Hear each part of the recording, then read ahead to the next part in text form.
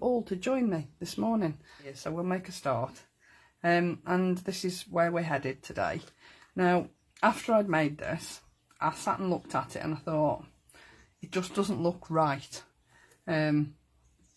It's not what I envisaged it being, and I know why now.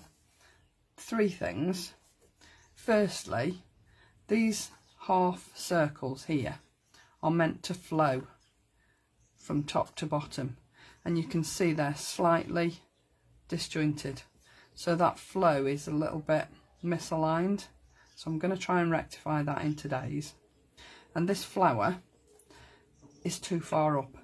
To me, it should be a little bit lower down so that it doesn't come too far above these top circles.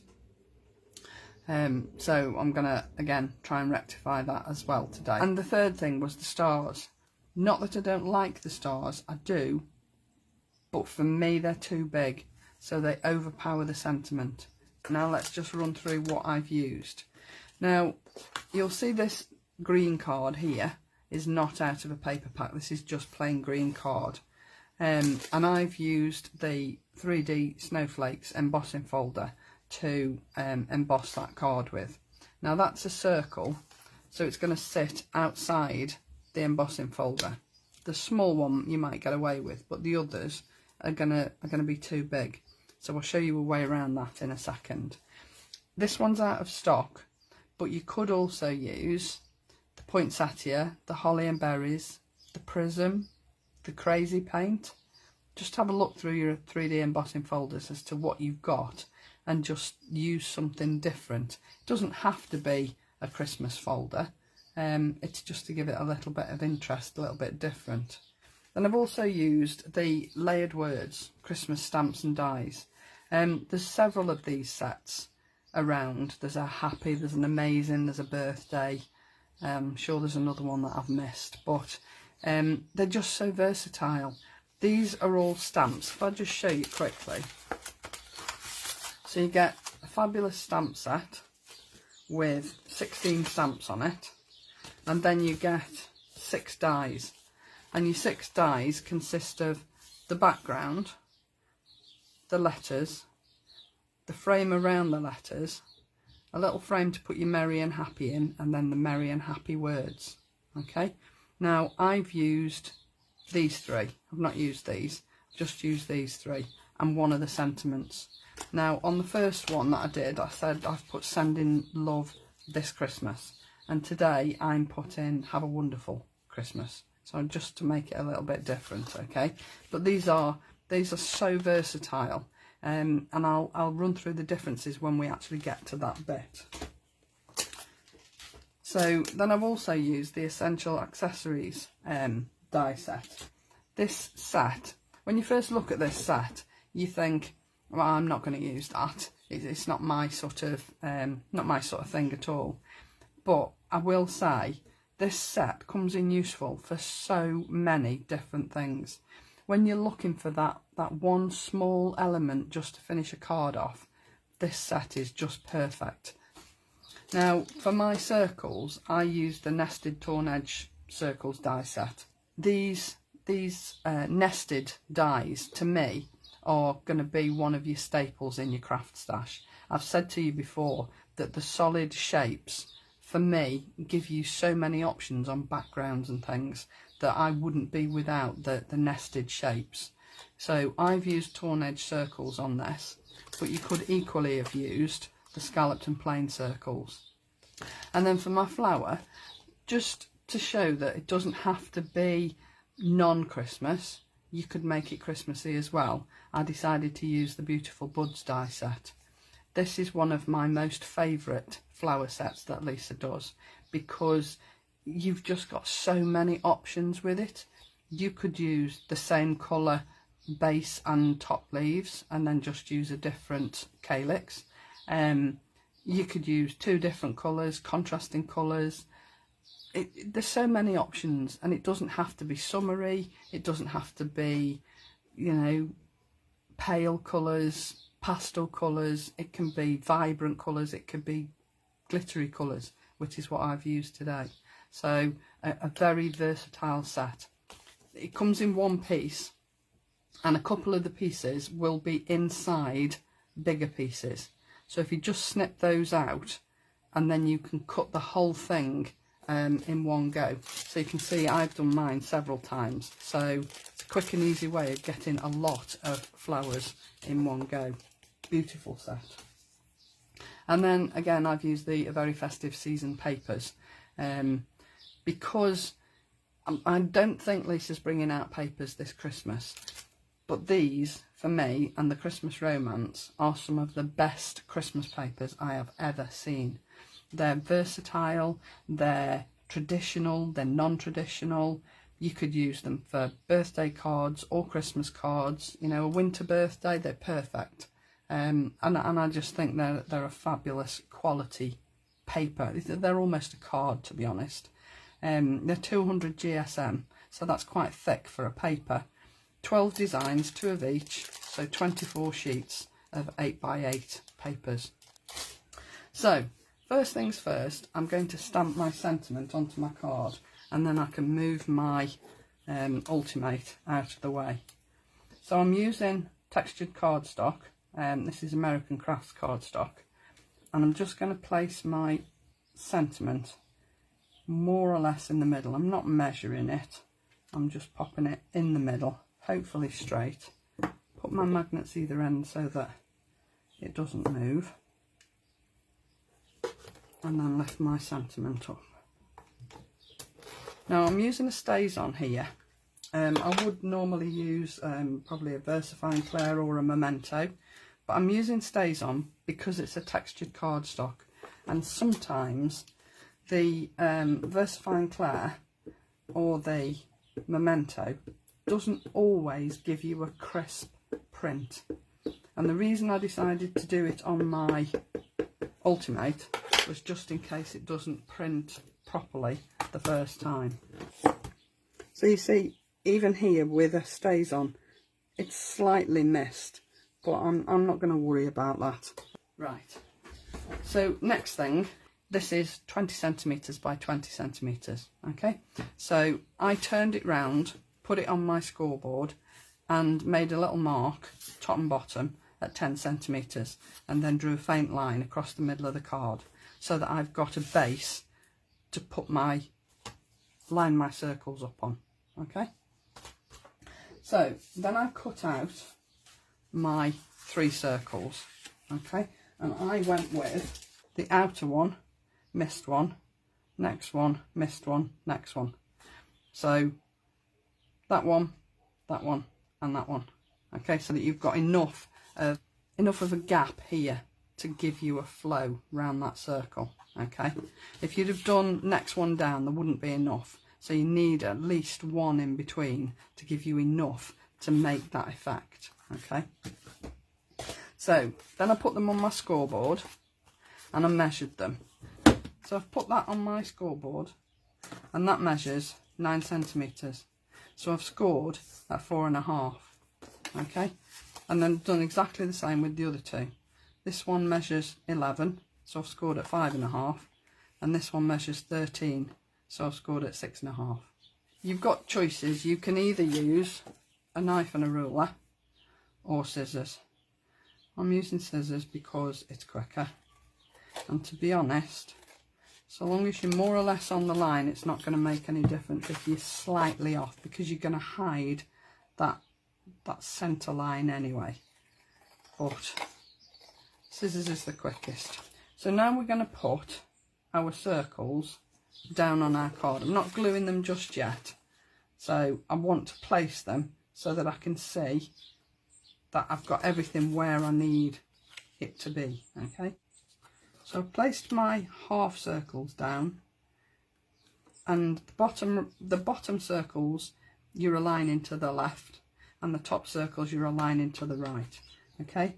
So when you look at this now, these flow and they match. So when I put that across the middle, like so, I haven't really put that in the middle, have I, that sentiment, but I want my strip to match the edges of these circles, okay? I don't want it to go right to the edge of the card. I want it to go to the edge of the circles. So hopefully I can get that to line up better so that it flows better. Okay, that's where I'm putting everything, so I'm going to start and glue down. All right, so I'm going to start with the top ones. You know, sometimes when you're gluing, your glue shows through the paper. That's the beauty of this paper, because if you can hear that, that's quite thick, isn't it? It's not going to show any glue through it. Sometimes when your paper's really thin, you will get sort of like a glue bubble, if you like, which will show through. But with these being a 200 GSM paper, that is just not going to happen. So when you put your second one down, make sure your second one actually covers the edge of the first one. Okay, you can't really go wrong, if I'm honest, because you've got a line to work to and you've got an edge to work to, because you're always working to the edge of the circle. Plain circles would probably be easier to line up, if I'm honest, but I wanted to do something different. So that's my third circle laid down. Okay, and then we're just going to do exactly the same on the other side and put the papers down underneath the line. So you see, it's quite a, once you've done all your die cutting, it's quite a quick card to put together. Don't worry if you've got a little gap or a little bit of overlap. You're not going to see that because you're going to put your sentiment across the middle in a second anyway, so you won't see that. So you see, when you're lining this up, hopefully this one will now flow a little bit better. So this one was out a little bit, the green one was out a little bit, but I don't think it really matters. I know it doesn't look quite right, but as you say, we are our own worst critics, and there's only us that know, really. So when I put my strip on the top here, I think that flows better. It lines up a lot better, don't you think? Yeah. So I'm going to 3D the strip across the middle, only because if I glue it, I think you're going to see like a ridge in the middle, okay, and I don't want to see that. So if I 3D it, you'll lose that and you'll just have a perfect line through the middle. Just going to have to cut that one. Put that one on the end. Okay, so when you put this strip down, you've got those two little marks on your card that should sit in the middle of that strip. That way you know it's across the centre in the right place. Okay, so my stars, that sentiment isn't quite in the middle, but never mind. So when I did my original stars, I used the smaller of the two solid stars, and I put them down and I thought, I wish I hadn't used those now. What I should have done was use the smaller one of these, which cuts the star out, and it cuts the star out of the middle. So what you're left with is that and that, and this is the bit that I'm going to use today. Okay, so let's just glue those down. I think I'll use my tweezers.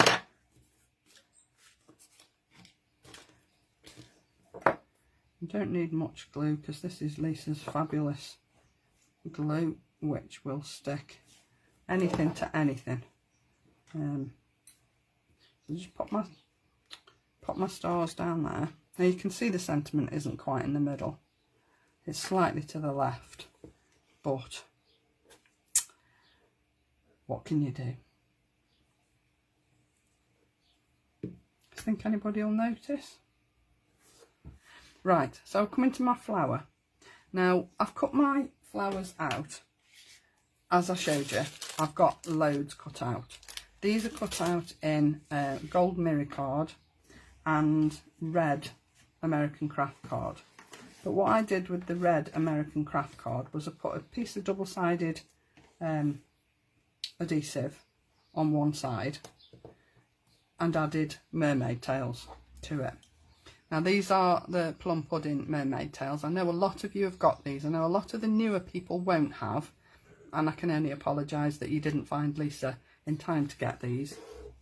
But they're fabulous. Now I covered a piece like about 5x7 card, and I used this pot, but you can see that it hardly looks used, so they go an awful long way and they will last you forever.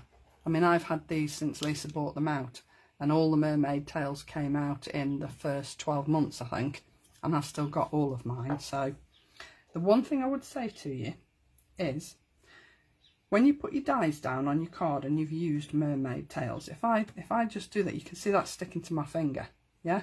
And that's because the adhesive sheet underneath isn't 100% covered with mermaid tails. It looks like it is, but there's still a bit of tackiness there from the adhesive sheet, okay? The way to get rid of this tackiness is just dust it with a bit of talcum powder. So that's my flower. So you can see the gold mirror card is the base, and then the red mermaid tails card is the middle leaves, and then the calyx is gold again, because I didn't want to add another colour. So when I add this down, I don't want it to be as high as the green one was. I want it to be slightly lower. So I'm going to add it there. I'm going to leave that there. Now, I was going to add 3 flowers because the stem has 3 stems on it. But I thought if I put 3 flowers, it's going to be too much, especially with all the sparkle. So, because I thought 3 flowers would be too much, I still want to use the same stem because I like the shape of it. So I'm going to cut off these 2 stems here because I don't need those, okay? So I'm just going to follow the line of the stem round and cut those 2 off. So this is going under here. Now I don't mind where the stem goes. I want the shape of the stem, so I'm happy with the stem being there. And then it doesn't matter where I place my flower, so long as my flower is where I want it to be. You can place it wherever you want to on that stem. So if I just pop the stem down first, or you could cut one end of the stem off. So there's my stem. I'm not worried about the glue because I can get that off later when it's dry. And then add my flower down. Now I am going to add this with 3D glue gel, just because it's shaped anyway and I haven't really got enough space to stick ordinary glue to and give it enough to actually stick to the card. So I am going to use my 3D glue gel on this. And I know that once it's dry, it's not going to go anywhere, and it's just going to give it that little bit of height that shaping the flower in the first place has already given it. So just pop that down there. I'll come down a little bit so that it's a bit lower, like so. Now if I'd got time, I'd sit and hold this or put something heavy on it so that it sort of sits at the right angle and the right depth, but I can do that later after I've finished. Okay, so now all I need to do is add my word at the bottom. Now I've done mine by cutting out the word, the actual word, and taking the letters out, and I've cut the backing card in gold mirror card to match everything else. So this is going here, and I'm going to 3D it. But just before I do that, this piece here is what you get if you use these 2 dies together. Okay, this is what it will give you. So it actually cuts your letters out like so. Get rid of my star. So it cuts your letters out, and it also cuts your frame of your word out. So if you wanted to, you could use one piece of card in one colour as your backing piece, so this piece here, Then you could add the frame down, and then you could paper piece the letters in a different colour back into your word. Or you could do what I've done and leave the letters out, so that you're looking at the word through onto the mirror card. Are you with me? So you've got choices. There are different ways of doing it. Or what you could also do is use the shape that you've cut out of the back. So you've used this die here. You could use this as a guide. Okay, don't glue it down, just perhaps a little bit of tape either end. So you've glued it, you've put it on your backing card. Okay, then you can paper piece your letters in a different colour and glue those down to the backing card, and then lift this piece up, so you've just got the word in exactly the right place on that back piece that's shaped round the word, and you've put your letters in, and you know that your letters are going to be in exactly the right place. Okay, so that's my word, and my word's going on 3D pads as well, because I just like a bit of height on my cards, as I've said several times before. Okay, so I'll just pop this down here. Now, I haven't added any gems or pearls or anything, because I really don't think it needs it, because I think that would be a little bit overkill. So there you go, 2 cards. I think it looks a little bit different. I think it'll stand out on anybody's mantelpiece or side, just for something different for Christmas. You could do the same idea for a birthday card or an anniversary card or whatever. It doesn't have to be Christmas papers. So thanks for joining me, and I'll see you all again very soon. Bye for now.